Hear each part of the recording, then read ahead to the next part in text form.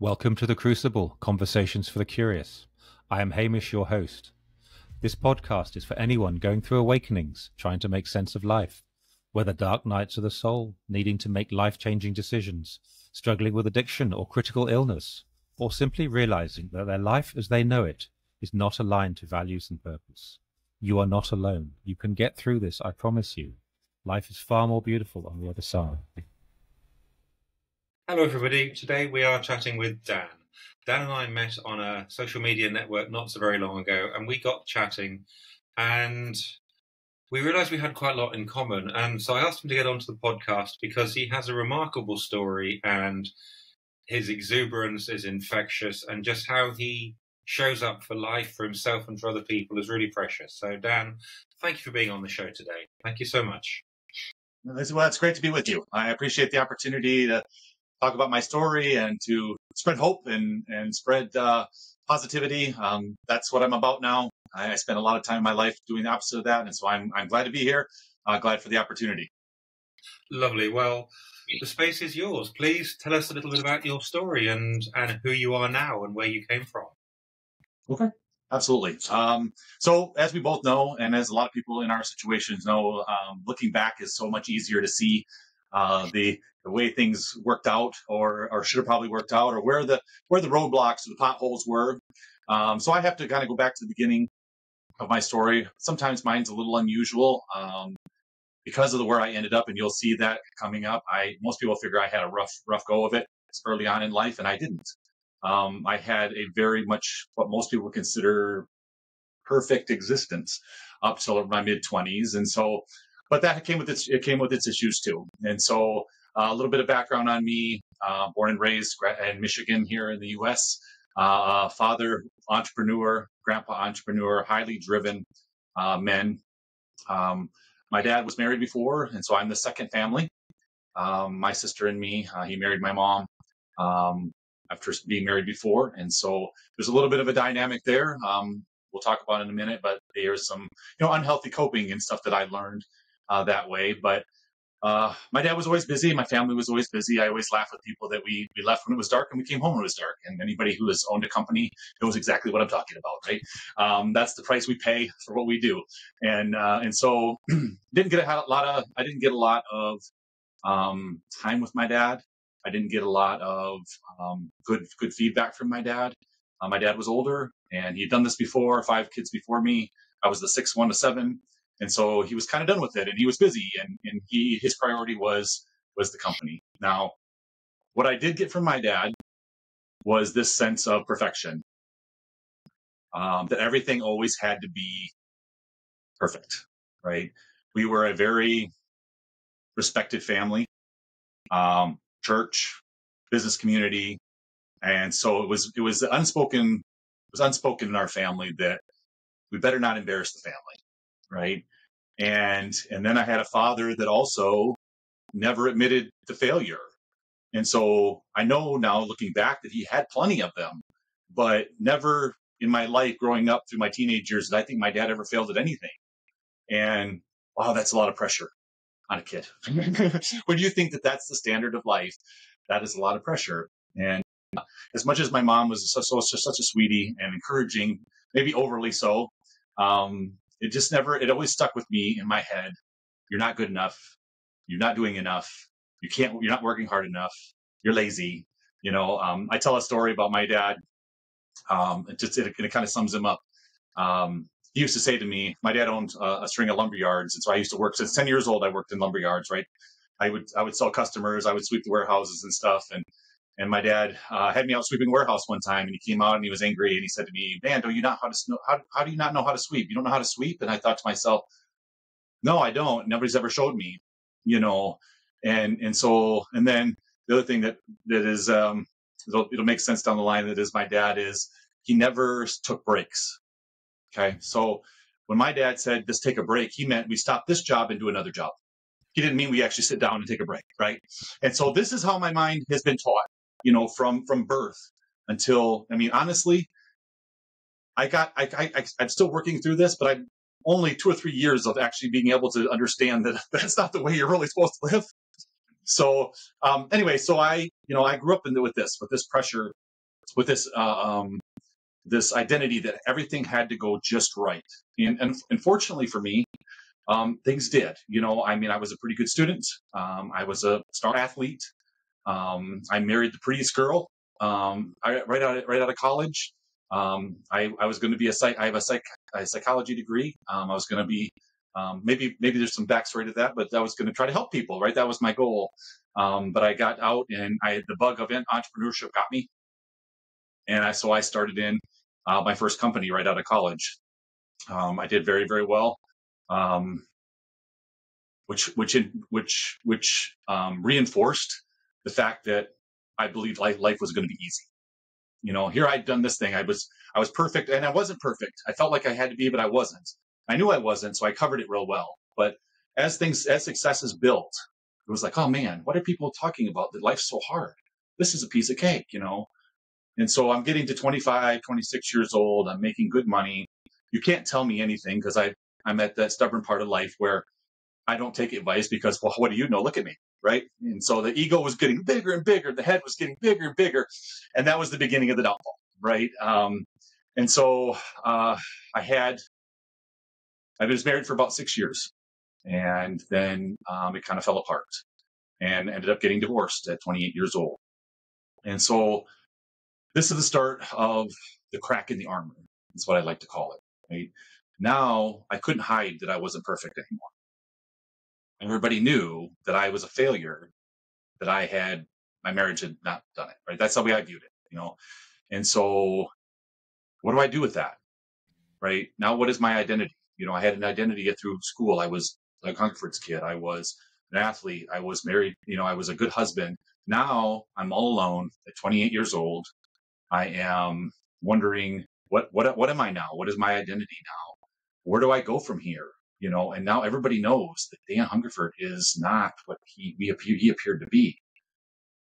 And for the first time in my life, I had to face a crisis, and I didn't know how to do that. And so I had a choice. They always say you meet the devil at the crossroads, and you decide which way you're going to go. And so I was lonely, and I decided that, these people that I knew from actually some of them that worked for me at that point, they were going out every Friday night and every Saturday night and Thursday night sometimes, whatever night was convenient at that point. And so I was like, I'd never done this before. I was raised in a very religious family. My mom and dad didn't drink. We went to church 3 times a week, those kind of things. And so I had no idea, what life that was. So I thought, okay, now it's time. And so being the knucklehead that I was at 28 and having the head this large because I figured I knew exactly how life worked, I headed down that path with partying, right? I was making insane amounts of money and had no brains at that point, really, looking back. And so I started down that road. First, I remember the first time I ever went to a bar and they said, what do you want?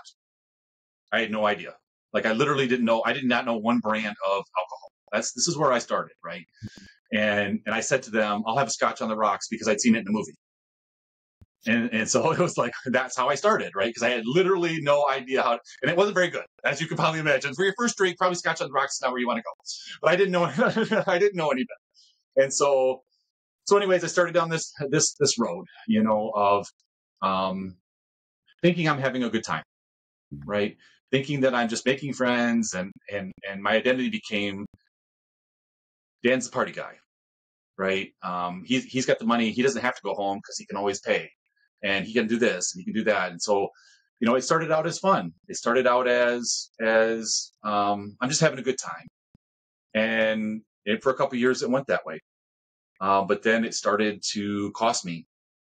I was missing appointments for work. I was sleeping past when I should have gotten up. Then there became some drug use as well. As you start partying, next thing you know, it's like somebody says to you, hey, have you ever tried this? And I was one of those guys like, oh yeah, no, first time for everything. Right. And so there was that, and there was a string of women, and it was over and over and over. And for the first 2 or 3 years, like I said, it wasn't, I thought I was really living the life. I thought I was living the life that every man dreamed of. Right. But I started to wake up a lot of mornings sad and ashamed of myself and alone and sick and wondering where this path would go. but not at this point being able to change it.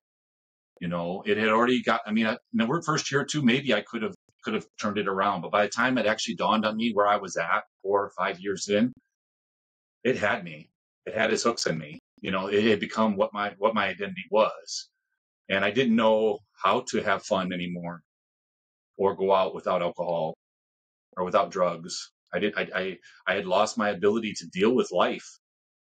So when things like if I had to have a hard conversation with one of my friends or with one of my employees, I had to go down and have a shot to have the hard conversation because I'd lost my ability, And so by that time, I had about a 15-year period, and about a third of the way through is when it really started to, it was fun until it wasn't fun anymore.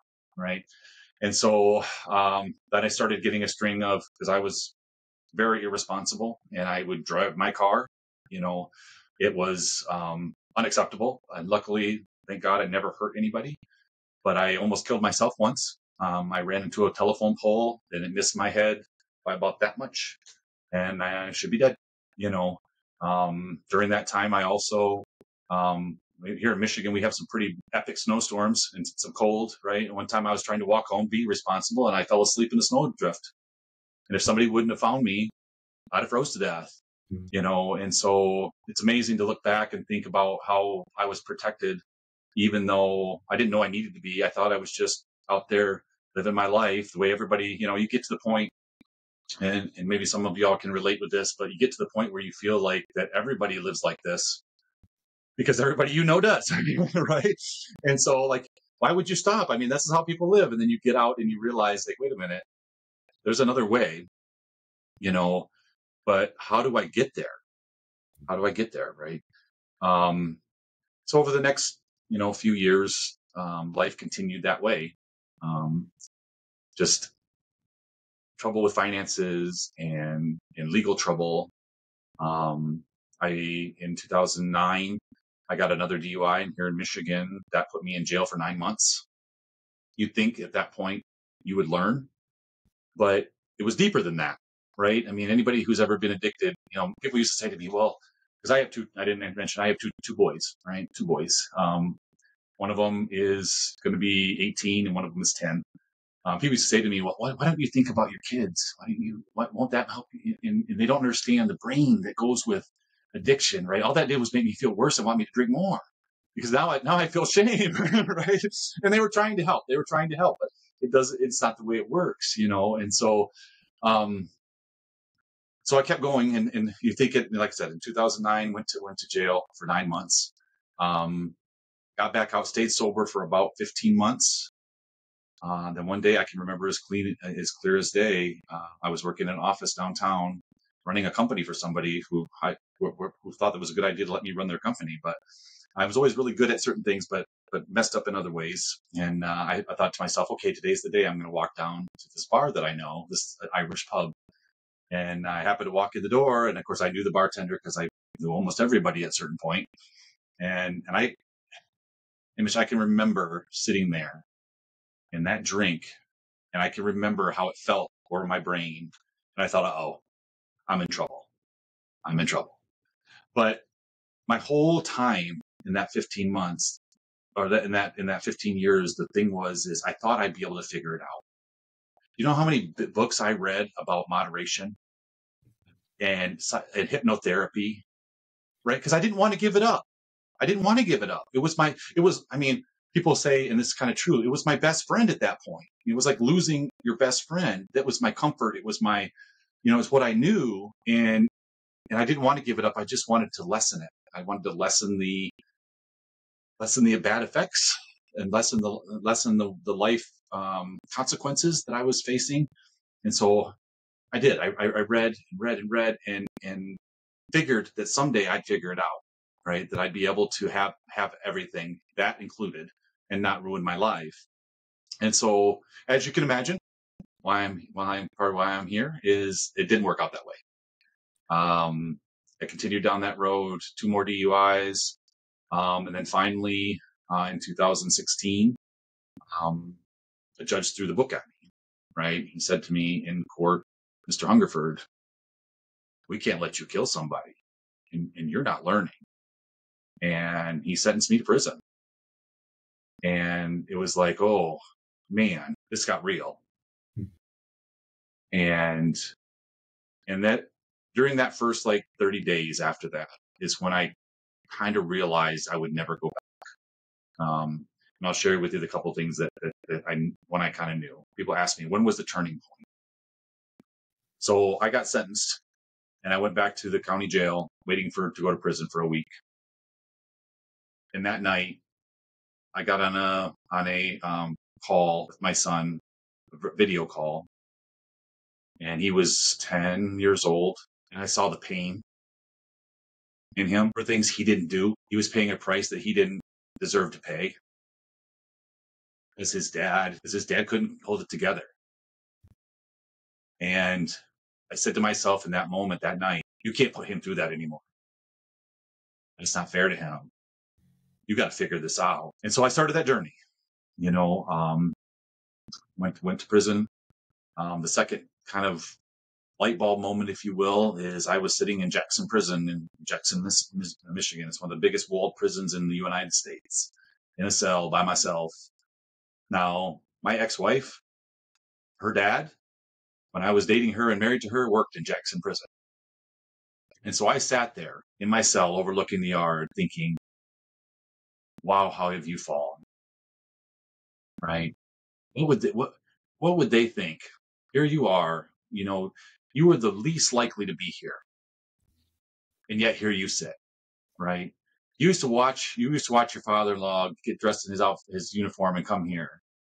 Who would have ever thought that someday you'd be sitting here? Never me. When I took that first drink of scotch, I would have never guessed that I would be sitting there someday, right? And talking about eye-opening and humbling, which is what I needed. Okay, you seeing what you're doing to your child, and not other members of the family too, but really what you're doing to your son. And then look at what your choices have gotten you.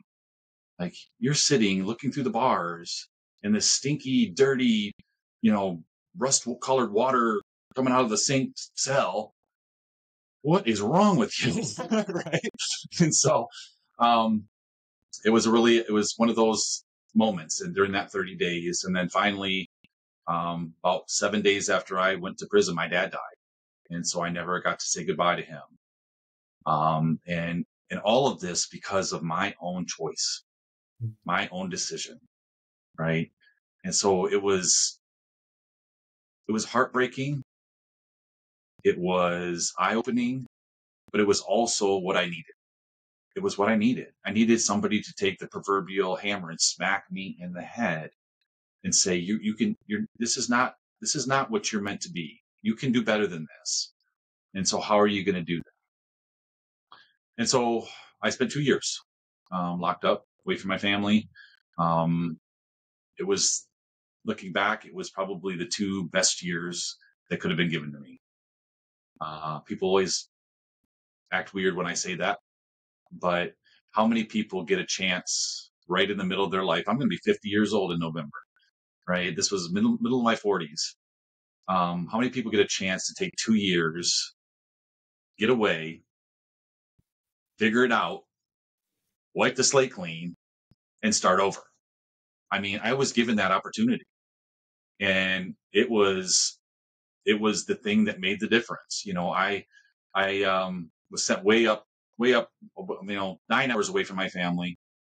And I spent my days when I first got there walking around this quarter-mile dirt track, angry and crying and thinking and trying to figure out what the purpose, why did I get here? What is the deal? And it came to a lot of things. Like, I had a lot of unforgiveness, right? We all know what that does to you. It doesn't hurt the other person. It hurts you, right? You hold on to that stuff, right? And it just eats at you. And I had a lot of things that I was, whether it was my family, my dad, a lot of things, that unforgiveness towards myself. Like, what have I allowed myself to become? And then sometimes unforgiveness towards the people that helped me down that road.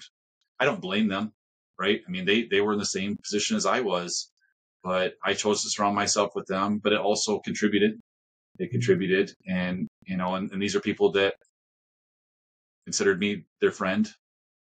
And now you look back, you think, oh, well, do friends allow that in friends? Well, they do if they're all in the same boat. So like I said, it's not a judgment towards them. It's just a reality. But I had to let some of that go, and I did. Over 2 years' time, I spent a lot of time reading and healing and forgiving and deciding, okay, what is the next steps going to be? How are you going to make this stick? I mean, the judge said to you, he's going to send you 2 years away, let you dry out. Okay, this is your chance. Because if you go back, probably never gonna get back again, right? You're gonna end up dead, or next time you are going to kill somebody, and this is going to be your home for the rest of your life. And those are your choices, Dan. Those are your choices. And so I did my time, and I got out, and I started to work towards building my life back.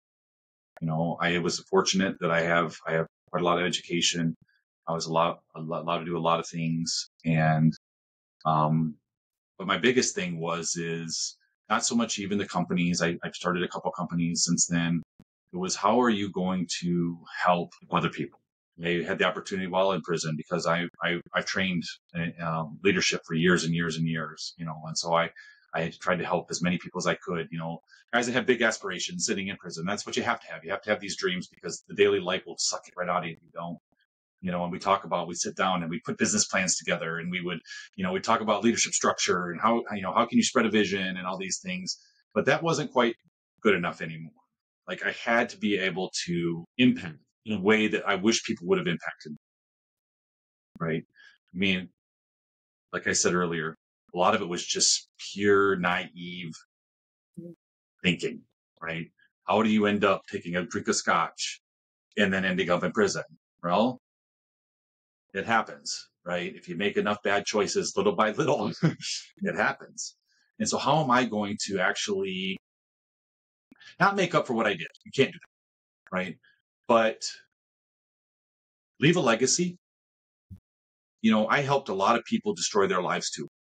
When I was in my partying days, there's a lot of people that overdrank and overdrugged because of me, right? I shoved it. Now, yes, people say, well, that's their choice. Yeah, it is. But I didn't help them either, right?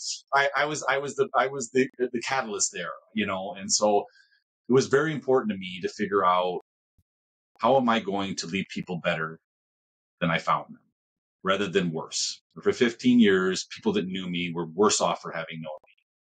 And I couldn't live with that anymore.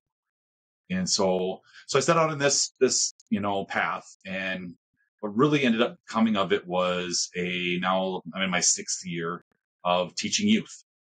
Mm-hmm. Right. I took a lot of the stuff. I'm a John Maxwell trainer, and so he's one of the top leadership people in the whole world. He has books on growth and personal development and all that stuff. And so I took all that knowledge that I had, and I made it into a high school, middle school curriculum. If you read his books, it's all for old vice presidents, right? So, but the principles are sound, but they're not going to relate to young people.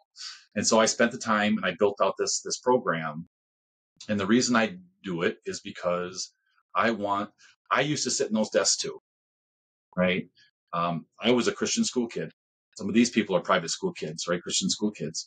They think, oh, just because I do this will never happen to me. Nope, it does. Look at right here, right? Your choices are your choices. And so it was important to me, whether it be public school or private school or Christian school, that some of these principles get relayed, because I wish somebody would have talked to me. We've talked about the 5 people you surround yourself with, right?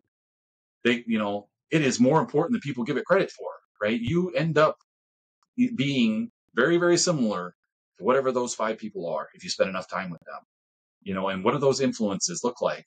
And, are they taking you towards the life that you want, or are they taking you away? And, nobody ever said that to me. Like, hey, be careful. nobody ever said to me, like I do to these kids, what about your character? What do you want to be? Right? What kind of things when you look in the mirror, what kind of things do you want to see about yourself? Because this is the time to start working on those.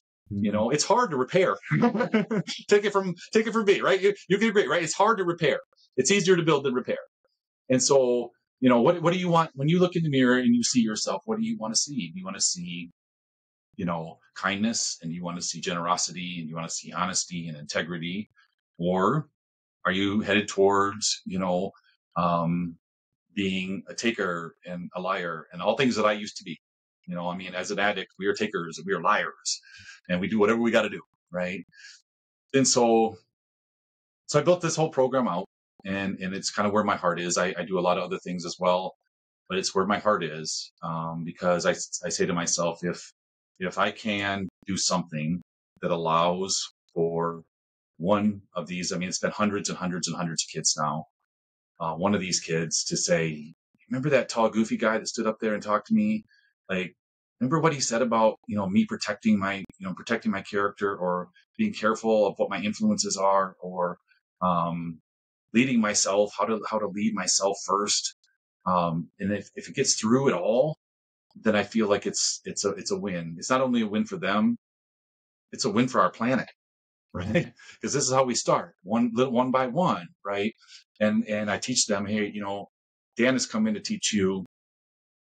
I don't expect anything from you except for pass it along, right? Pass along what you know. I help you, you help somebody else. This is how we change the world. We get in there and kids talk about how they wish things were different.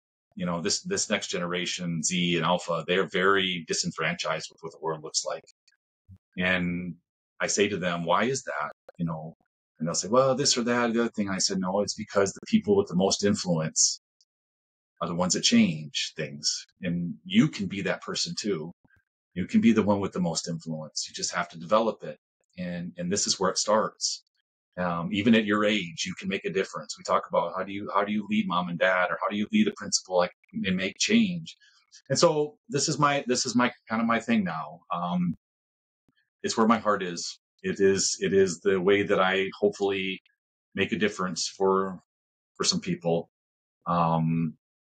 I've been doing it for a while. I can plan to continue to do it. There's a course that I'm building as well, because I can't be everywhere at once.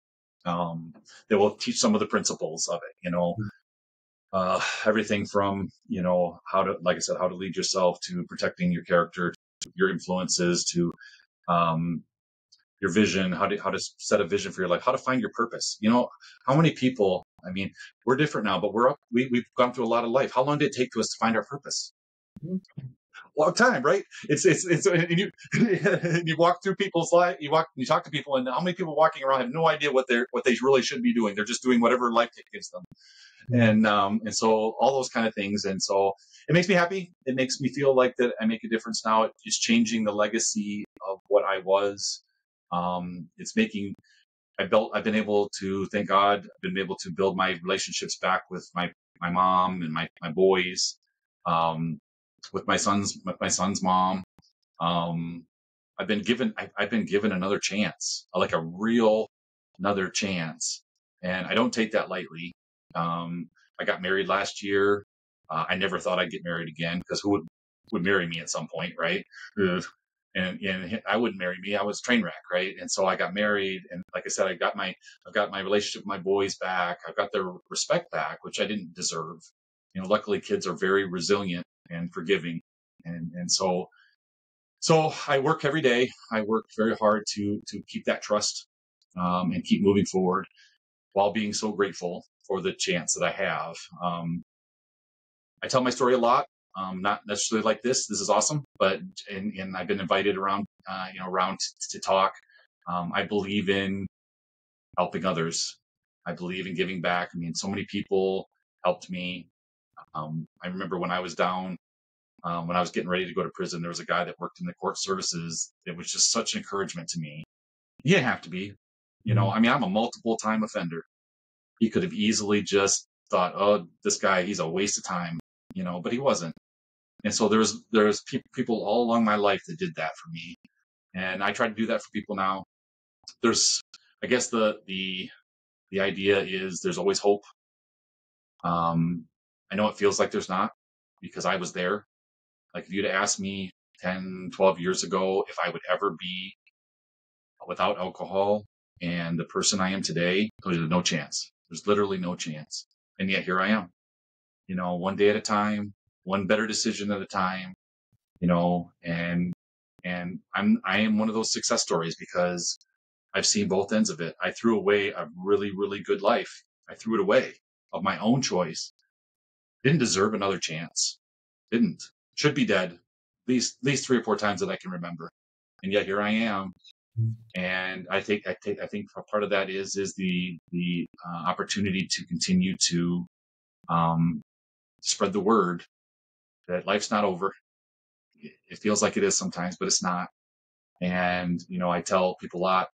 Reach out to me if you have an issue, if you're having one of those days. Everybody has those days. Now I'm this October I will be 8 years sober. 27th of October, right? Never would have thought. And people say to me all the time, like, "We ever go back?" How could I ever go back? My life is so amazing. And luckily my memory's good enough. They always say with addicts that we always remember the good stuff, right? And we never remember the bad. Luckily for me, I don't remember anything good about it at this point, right? So it's not hard for me to compare and contrast because I can't remember anything that was good about it at this point. And so it's been great. The only thing else that I have that has been lately is I was diagnosed with ADHD, and a lot of people have that nowadays. This year actually, and so I wonder sometimes about that and where my path was because of my impulses and things like that. But I'm thankful to be knowing that is where I'm at. I've been an entrepreneur my whole life, and for people that know ADHD and entrepreneurs, we just ideas everywhere all the time. And so I always thought there was something wrong with me, that I couldn't focus and I couldn't do this or that. And even when I drank, that was part of it, was just that lack of impulse control. But decisions were made as they were made, and there's no excuse. But it was interesting to see that in me as well, and have the opportunity to now, talk to people about that too. Like I tell people, it's a superpower. If you get it in the right direction, it's a superpower. I'm actually launching a new company in December. For anybody out there that has family that are struggling with like dementia or loneliness as they age, we are going to have a solution for some of that, that keeps them at home longer. All this couldn't have happened without sobriety and without, understanding how my brain worked. And so, it's been great. It's been a great ride. It's all been worth it because it's made me where I am today. I tell people a lot. If you looked at me on paper in my 20s, beautiful wife, successful company, all these things, you would think, boy, he's really gone downhill. But the man that I am is far better than that man, right? So you may look on paper and think, well, yeah, he should have been this, or this right now. But even if I was a multimillionaire, because where I was headed and things like that, I wouldn't have been a very good man. And the realizations and the way that I was humbled and the compassion and the empathy I have for people that I never had. It's weird to say, but it was worth it. It was worth it. And so yeah, that's kind of my story in a nutshell, where I came from and where I'm going. And I'm always happy to tell it. Well, thank you. Thank you for that. There's so much information there, so much I want to quiz you about, so much I think is amazing. But I mean, most of all, 8 years, well done. Well done from learning, the hard way. Thou shalt not do it again. Some of us are a bit thick-headed, aren't we? It just takes a prison sentence or a car crash or something like that. Yeah. Sure. But Dan, thank you so much. I want to start right back at that identity bit because I think that is really important. What happened to you when that identity fell apart? The beautiful wife, the beautiful husband, everything going for you. What happened when that identity that you had broke, disappeared? I was lost. I was literally lost. Like I think especially sometimes as males, we have that, we are so attached to what we do or who we are. And I didn't have anything inside of me that I thought, like I said, because of the way I was raised, the back of my brain always said, you're not good enough, right? You're lazy. I mean, I worked 90 hours a week and I was still lazy. And, and you'll never be able to do enough. And so when you take away, okay, this is what I am, and then you combine that with, you're never going to stack up because you're not perfect, and this is the standard. And so it really left me lost. And it left me searching for a new one, right? Because I knew I had to have something. What am I now? And unfortunately, it became, I am Dan the party guy. And honestly, Dan the guy that paid for the drinks. And, and that became, and then of course, as you know, everybody loves you when you're that guy, right? You're valuable, right? You're valuable until you're not. And so, yeah, that's what I became. But that identity part is so hard. For people that have gone through that, sometimes at multiple times in life, right? I mean, I went through that when I left high school and went to college. I was a great basketball player in high school, and then I got a scholarship to play basketball in college. And of course, when I was in high school, I was the best, and it wasn't even close. And then so that was my identity. Like, I mean, I was the guy that walked in with the big jacket and all the medals on it. And, everybody was like, oh, I know who that guy is, and then I went to college and everybody that I played with was the same guy, right? They were the most popular, best player, and it was like, okay, so now what am I? Right now I was the king of the hill, and now I'm just the guy on the hill. And so I'd gone through that, and of course then I'd gone to, okay, now I'm my wife, my first wife, she used to brag about me, like how great a husband I was. So that was my identity. Like, okay, I have to be the husband that all of her friends think is the best husband. So that became my identity. And then I became the business owner, but when I lost all of that, I didn't have anything inside of me that was confident enough in who I was. Right. And so that's one of the things I guess I didn't really talk about that has changed so much, is learning to believe in who you are, regardless of outside validation. Right. And so now I get people that look at me so weird because I really don't need that, because I finally found out, who am I as a man? What am I about? And I become at peace with that. Right. And so if this person has this comment about me, or if this person doesn't like this about me, that's okay. It's okay. But it takes a lot of work sometimes to get that inside, and not have to. We live in a world that needs all that validation, right? And I did. I mean, thank God we didn't have social media when I was an idiot, because whoa, right? I mean, I can't imagine the record that there would be of my life. It's good that there's no record of my life in that regard, because oh goodness, right? There's no videos, and so, but we're used to that now. Like, oh, I have to have this many followers, this many likes, and things like that, and it feeds that identity. And so it's really, really hard to get to the point where you're like, okay, I know who I am. And maybe I'm not who I always will be, and I'm working towards being better, but I'm okay where I'm at, and I'm good enough, and I'm confident enough, and I'm doing the best I can. And it takes a while to accept. At least for me, it took a while to accept that, and it filled that need to always be attaching my identity to something else or someone else. I'm curious. Do you think now your identity is not more under control? Do you think now that your identity is more defined with you because you're doing your purpose, doing what's important to you? I think there's something to that. I think that when you find your calling, your purpose in life, something that makes you, one of my mentors used to say, there's a difference between success and significance, right? A lot of people are successful, but they're not significant.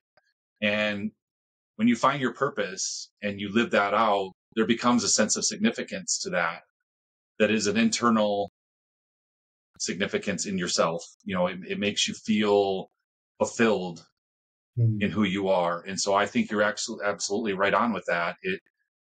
If you don't know where you're going, and you don't know why you're going there, then you tend to really just attach yourself to anything that will give you a good feeling of belonging, right? And when you have your purpose, that is your path. And even if people want to jump off the train or jump off the path, that's okay, because you are headed where you're headed. So I think you're absolutely right. I think that makes a huge difference when you find a way to be significant in other people's lives, and fulfill your purpose. That identity is strong. It's hard for people to take that from you. Yeah.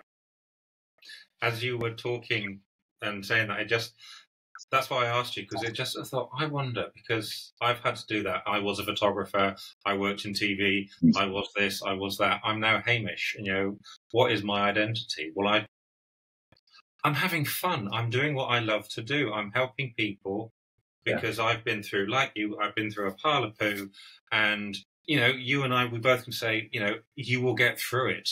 You can make sense of it. It's okay to mess up. Try not to do it again. Things like that. I had to change, and then my purpose became more important than what does she think? What does she think? What might they think? What about other people? I had a vision rather than reacting to what I thought other people might want from me. Yeah. It's a shame it has to take crashing a car, going to prison for 2 years. But I don't know what the answer. I don't know how to. Actually, I do. What you do, helping children, because they can start making those decisions. Yeah. Yeah. So you said that. I mean, you said the point that I teach a lot is about, like, everybody makes mistakes. You don't get through life without it, right? But what I teach them is the guardrails of life. What you want to do is, everybody, if you put up guardrails around your life, whatever that means to you, then you bump into them, and everybody gets to the end and the finish line with some bumps and some cracks, right? But what you want to do is not go over the edge, like I did, right? So if you can keep those mistakes from being the kind that we talk about, like, the major ones. And why some people it takes that, I don't know, but it's important, because everybody that, especially for me, because of the way I was raised, everybody makes mistakes, and it's okay. Just try your best not to, like you said, not do them again, and try to avoid the big ones. Put those guards around your life so you don't go over the edge. You just get some bumps and bruises. Yeah, and you learn from those bruises, don't you? You learn not to walk with your eyes closed and things like that. Yeah. Oh, brilliant. Now, the ADHD thing is interesting, because I'm on numerous groups, and the amount of times when I sobered up, I realised I had ADHD. When I sobered up, when I stopped doing drugs. And I'm waiting for a test as well, just to see, because, like you, my brain, joining all those dots, creating those dots. And I realised recently I was self-medicating. Alcohol, flipping brilliant, just to take the edge off that noise. Yeah. Now I have to meditate, otherwise it's just plain dun. Yeah. True. I do that too, the breath work and stuff like that, because it's hard to deal with it. I'm interested in the point that, and maybe some down the line they will come up with a study about it, because I think that a lot of us are that way. We're trying to calm the noise. And when your brain, maybe your brain like mine, it goes 1,000 miles an hour, and you never can stop to actually work through anything that matters, because you're just so. I mean, the only way I could do that in prison is it takes away all the distractions. There's nothing to distract yourself with, so it was almost like being medicated, because what are you going to do except to sit there and think about your life, right? And so, but I wonder sometimes, it'll be interesting to see as you go through and talk to more people, how that relates into, like I do the meditation now too, and the breath work, and I have to, before I go to bed every night, I those deep breaths and things like that, because even on medication that I'm on now, it just slowed me down to 100 miles an hour instead of 1,000, and so, and I wouldn't change it, because the way we process information, it gives us an advantage sometimes, but to know that we're not broken, we're just different, and it's okay, but I think that's interesting. I'd be interested to see over time, as you do a lot more of this, how much that comes up, because I think there's a link there. Yeah, I think so. Well, I will keep you informed. I mean, that is what is fascinating about doing these podcasts, is everyone's different, but there are common themes. ADHD, obviously, we're talking about at the moment drugs and dependency.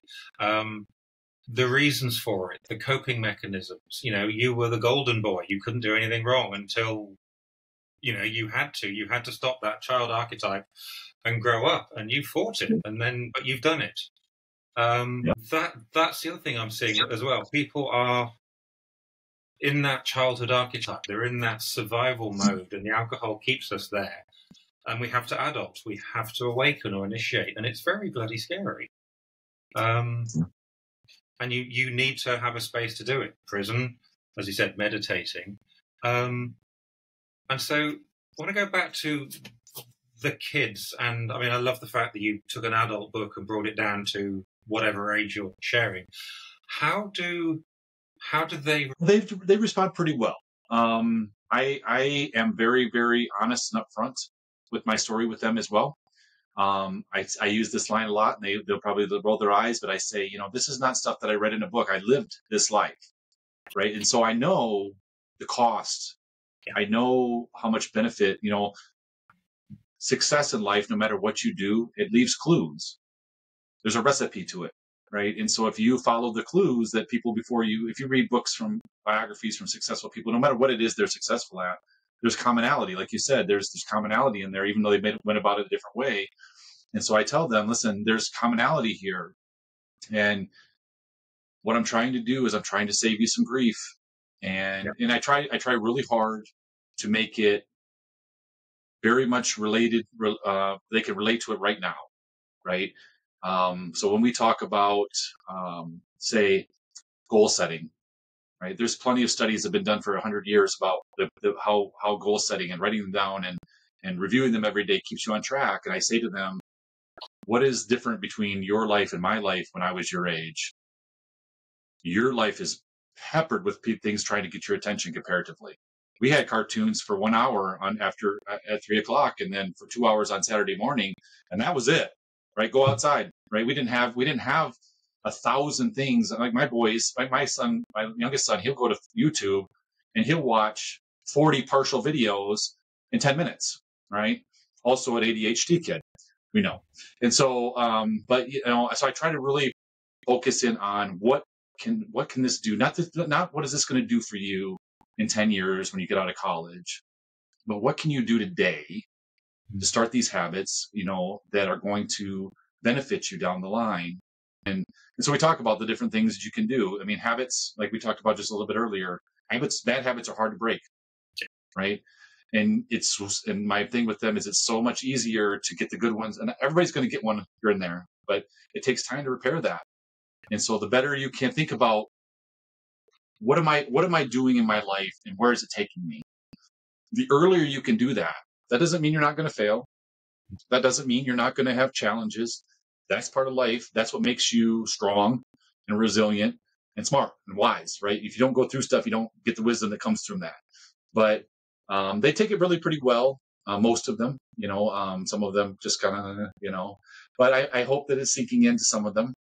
Some of them I know I've had kids, and now I said this is my 6th year. I've had students come back from college and stop me in the hall and say, listen, that stuff works. Yeah, it does. You know what I mean? Like if you use it, I can't, it's not what I teach you. It's what you know. It's what you do with what I teach you that matters. And if you do that, I'm telling you, even the little bit of stuff will make a difference. And I've seen it happen. Like I've watched 7th graders through 9th, 10th grade, and I've watched their development.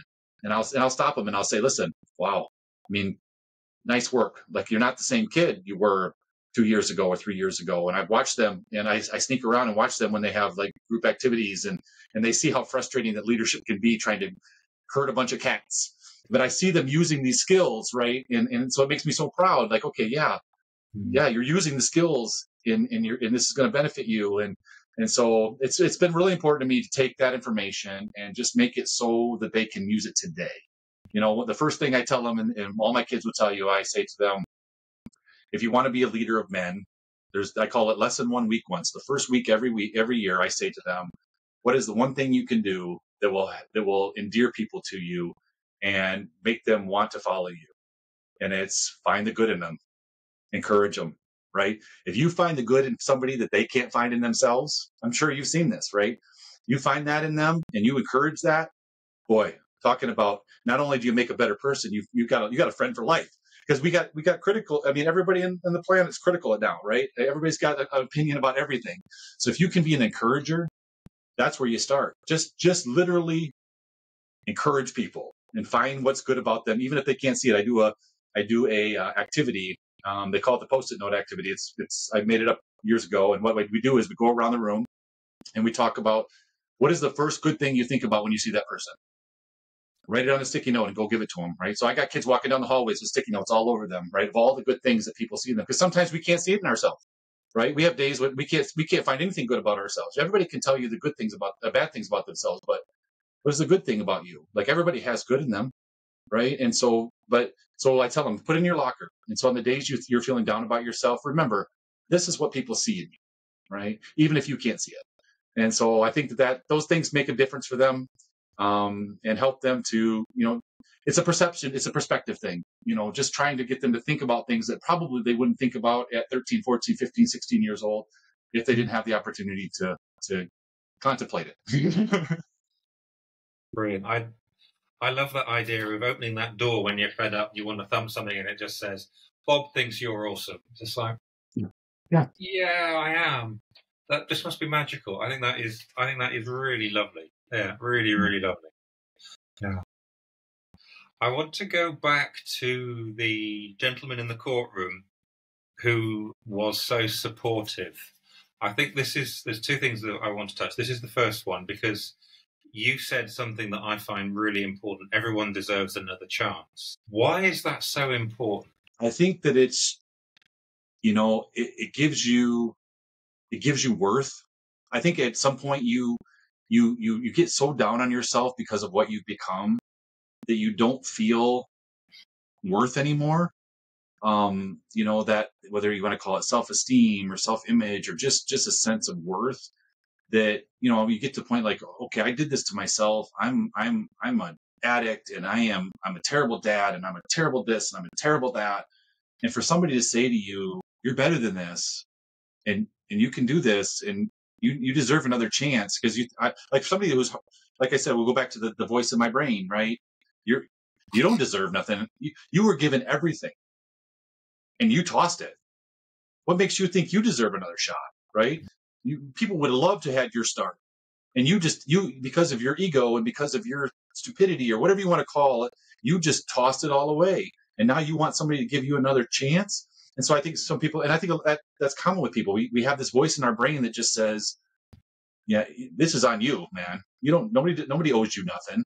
And so to have somebody say to you, listen, you deserve another chance. And you're worth it. And you can, but you're going to have to go through and pay the consequences first. And that's okay. You'll survive, and I mean, I'll be really honest with you. I was scared to death, right? They put me in this little van, locked me in this little cage, and I was scared to death, right? I am claustrophobic and bad, right?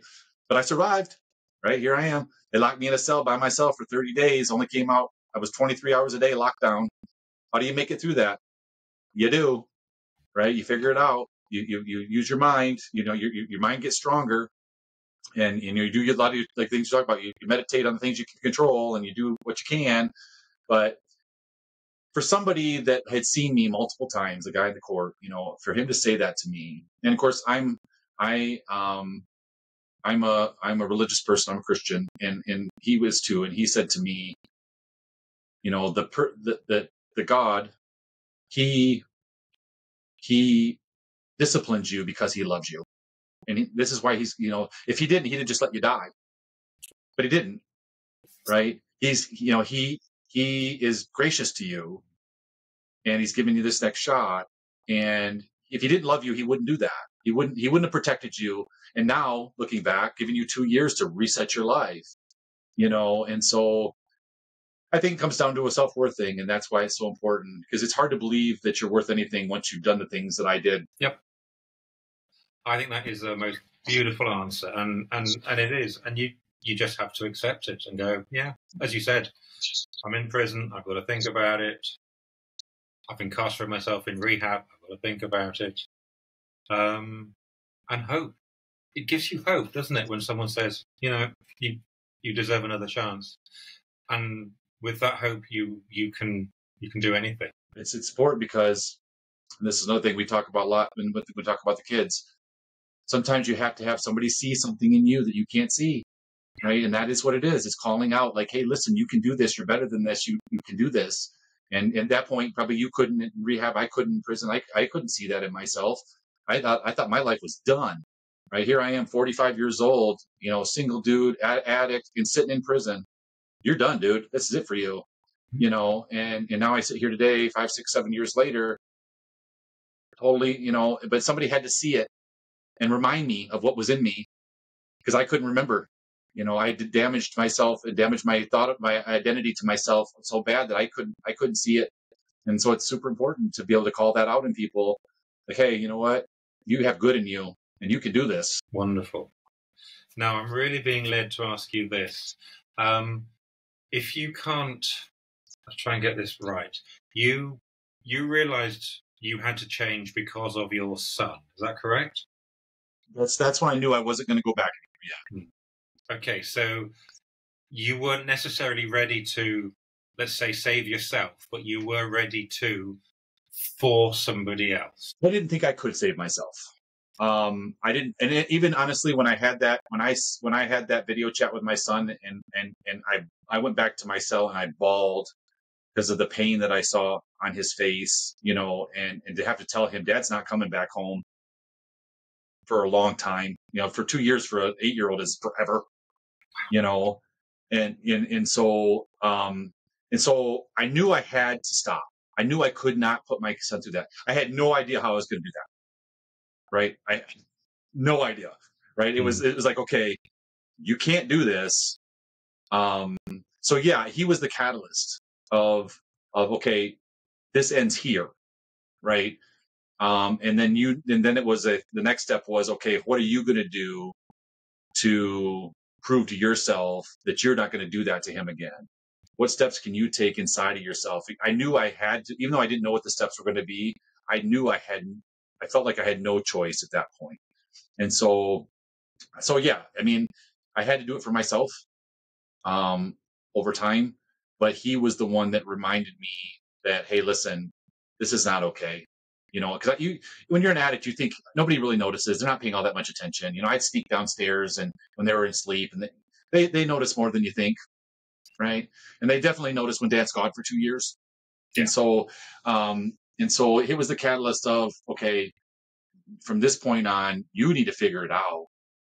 And as I started to heal, and it became more about me, like, okay, wow, what could I do if I become the man that I'm capable of becoming for me? What is that going to teach my children? Right.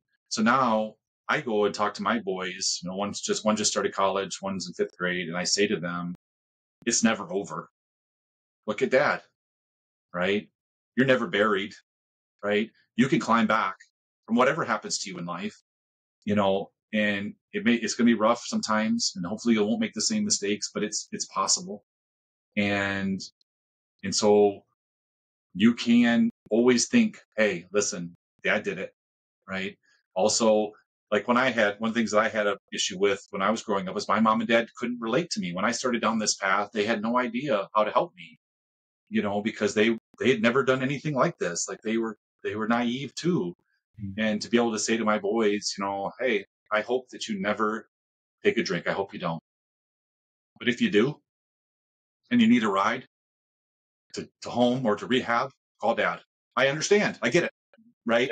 Yeah. And like, so, and if me going through this and them watching helps them not to have to walk this path, now maybe they will, maybe they won't, they have the choice they have. But if it helps them not to walk this path because they saw Dad, it was worth it too. Right. Because I would hate to have to see what my mom and dad saw their son go through. I would hate to have to see that. And so, yeah, so it was for me eventually, but that was the catalyst, was just seeing that pain that for somebody that didn't deserve to be in pain. Thank you. Because that's quite vulnerable. That's quite hard, isn't it? To realize that. Yeah. See that and go, I have one choice. I have to make it for him and then sort it out for yourself. Yeah. Thank you. Tell me, Dan, where can people find out more about you and what you do specifically for the kids and things like that? So where can we find out more about you? Yep, I have a company called Next Gen Leadership Lab. That's what I teach under. And so what I'm going to do is I'm going to go ahead and put up a thing for when this comes out. If you have somebody in your life, if you're adult or you have a teenager or something, and you think they can benefit from a chat with me, I'm going to put up a free thing. You can fill it out, and I will take some calls with people. I'm here to give back. I'm here to help. So if you have somebody in your life that's a youth, college age, whatever, that could use an ear and use some advice from somebody who's been down almost every road you can possibly walk down, I would be happy to do that. And so you can go to nextgenleaderslab.com. There'll be a thing there for podcasts. We'll put you on there, and you can fill it out. Give me your email. I'll get a hold of you. We'll make some time. No charge to you. I just want to help you. Also, if you decide you're interested in what I'm working on with the app for people with brain change, you can reach me at everfriends.ai as well. That is going to be out in December.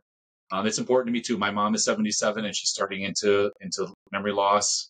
And so she was the catalyst for doing this, to try to keep her home as long as possible without having to go into the thing. But either one of those is great. Whatever.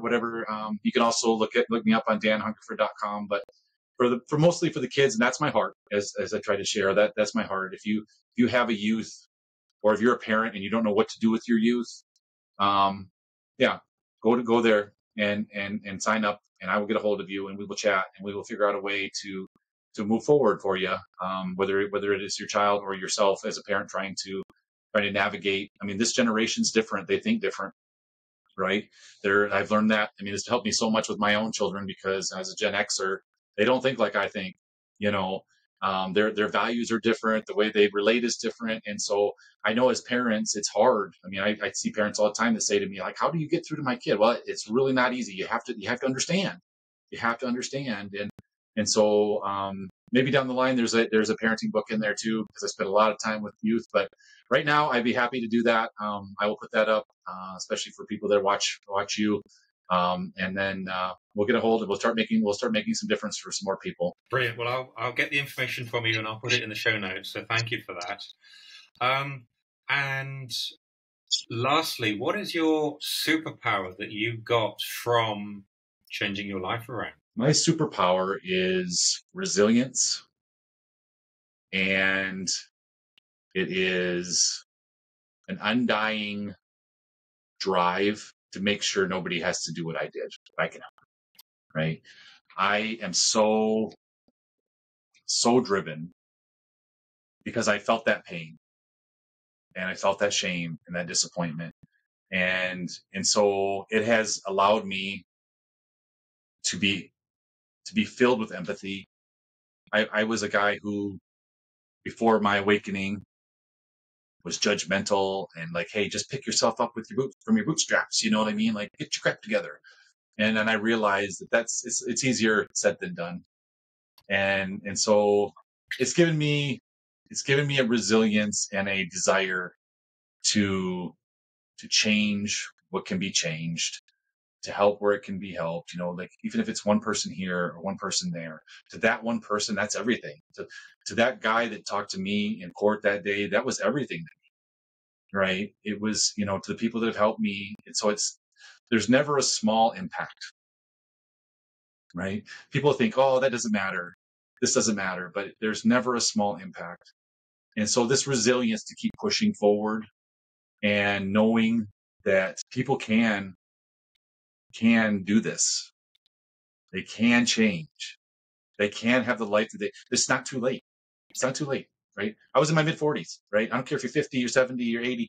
It's not too late to take the steps that you need to do to change. And so I take the hits and I keep on going, and to prove that this is the way it can be done.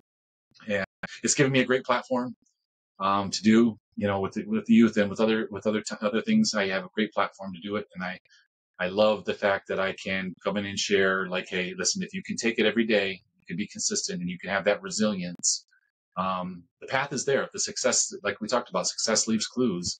And that's part of what I share with people that reach out to me regularly. Like, hey, I've seen your change, and what can I do? That I'm stuck in gambling, or I'm stuck in porn, or I'm stuck in, drugs or alcohol, whatever it is that they want to get rid of. How do you do that? And there is something to say, hey, listen, this is how you do this. It's the resilience in you that says, listen, I am capable. I am worth the work, right? If you can't see that you're worth the work, you won't do the work. And so you are valuable. Spread the message that was spread to me. Like, listen, you're worth it. Yeah. Right?